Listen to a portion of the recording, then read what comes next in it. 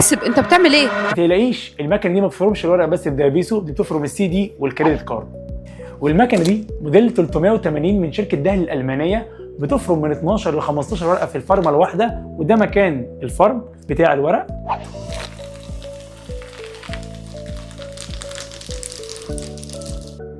وكمان بتفرم السي دي من المكان ده،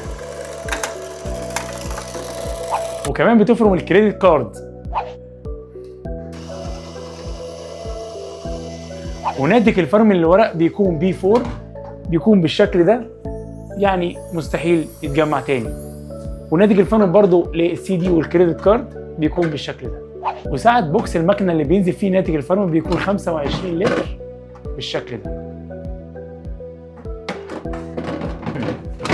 وكمان المكنه بتقدر تشتغل 25 دقيقه متواصل. وكمان المكنه مزوده بعجل لسهوله التحرك من مكان لمكان، وفيها فرامل للتثبيت. والمكنه دي بتيجي باتنين ضمان، ضمان على سلاح التقطيع وضمان على المكنه بالكامل. قطع غير متوفره، مركز صيانه متخصص. ابعتوا لنا على رسائل الصفحه او زوروا اقرب فرع من فروع شركه نابلكو عشان تجربوا المكنه بنفسكم.